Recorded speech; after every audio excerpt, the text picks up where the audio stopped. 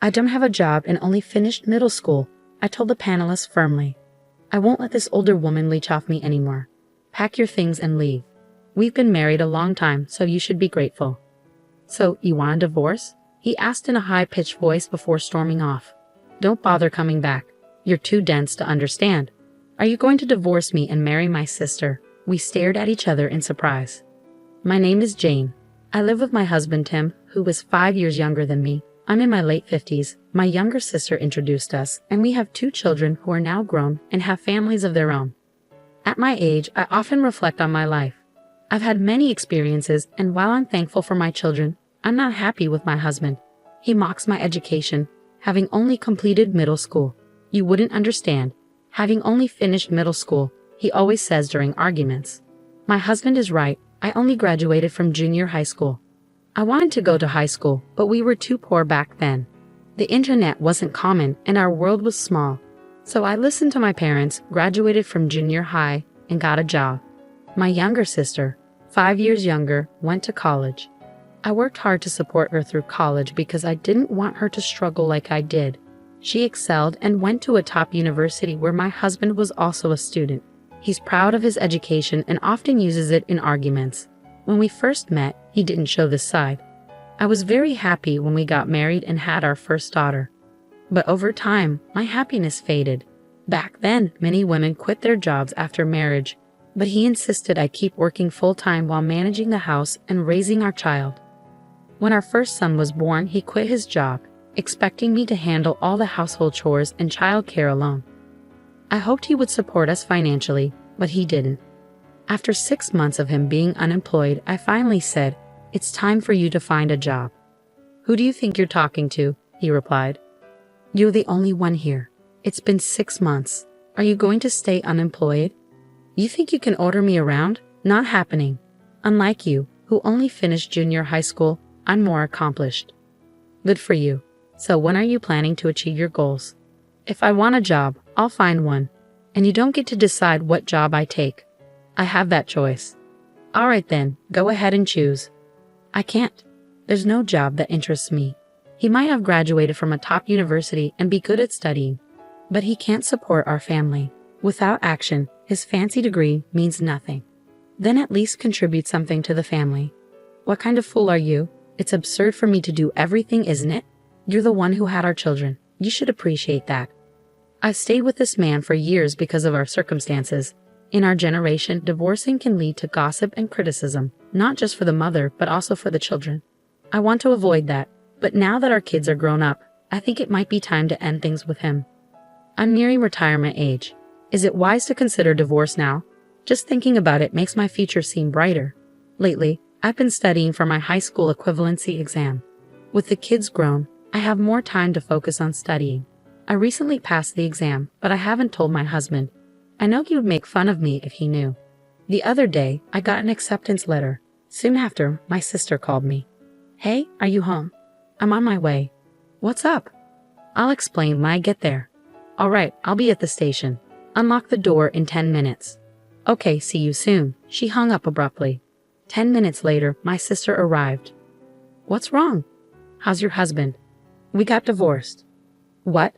When did you get divorced?" "Oh, about 6 months ago." "I had no idea."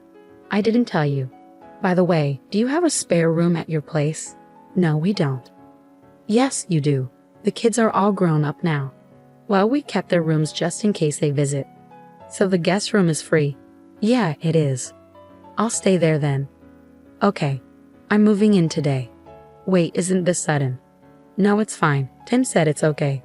"Yeah, I told her she could come if she needed help," my husband added, returning from the convenience store. "Why decide that without discussing it with me? It's not right. Your sister needs help, Anju. That's why people like you who only finished middle school are clueless." "Exactly, she never helps anyone," Judy chimed in, siding with him against me.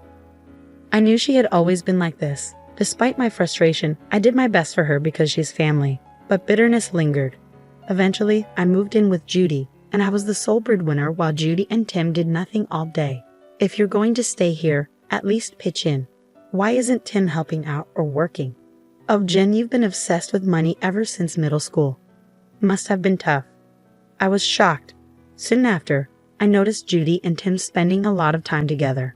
Their behavior bothered me the most. They seemed like lovers, though I doubted they were oblivious to it. I had to uncover the truth. I hired a detective agency and, as expected, a week later, I learned they were having an affair. When I told my children, they supported my decision to divorce. Now, I have no regrets. I'm just waiting for the right time to file for divorce. While Tim and Judy were out, I started studying for my law degree. It all began when I worked as a janitor at a lawyer's office. One of the firm's employees shared how he passed the bar exam at age 69, which inspired me deeply. I admired the idea of someone in their 70s taking on new challenges. That's when I decided I wanted to do the same. Then the day of my retirement arrived. When I got home, Tim and Judy greeted me with peculiar smiles. "I need to talk to you," I said. "What is it?" "You retired today, right? That means you're unemployed. How will you support yourself? You don't have a job and only finished middle school. I'm done with this. I won't let an older woman depend on me anymore. Pack your things and leave.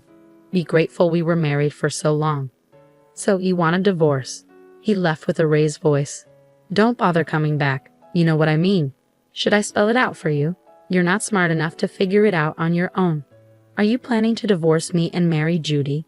They exchanged surprised looks and burst into laughter again. "You already knew, so let's get this over with quickly. I don't need you anymore. If you really don't want to leave, I might consider it if you beg. There's no need for that." "I plan to divorce him when I retired, so this works out well," I said. "Then let's do it." I pulled out the divorce papers from my bag. They both froze, mouths hanging open. "Please sign them quickly. I'm leaving." "Why were you the one with the divorce papers?" I decided to get a divorce, and now seemed like the right time. I explained as I changed into my clothes for the last time. "Hurry up, let's get this done." "It's good that Jen is leaving anyway," Tim remarked, signing the divorce papers under Judy's urging. "All right, that's it," I confirmed, checking his signature without hesitation. He didn't seem pleased with my straightforwardness. He's still insulting me, saying, "You're just a middle school graduate. You won't last long." I shrugged off his remarks. "Please, both of you," I said firmly, signaling for the kids to join us in the living room. "Here, hold on to this so he doesn't tear it up." "Okay, I got it." "You guys are unbelievable. You're the worst father ever. Graduating from some fancy university is a big deal for you, but it hasn't done anything for your life. You're content with your fancy degree while being unemployed your whole life. That's just silly, don't you think?" "What?" My daughter interrupted him. "You're a foolish, unemployed old jerk." "All right, kids, that's enough truth for now. You're both very direct. I have evidence of your affair. Time to face the consequences, as the law might say." Well then, I left the house with my children once they had nothing left to say. They owed me a million apologies. That's the price they paid for not working. Perhaps they borrowed money from a risky lender who lends to people without jobs or credit checks. I filed for divorce and finally became free. Now I can focus on my studies.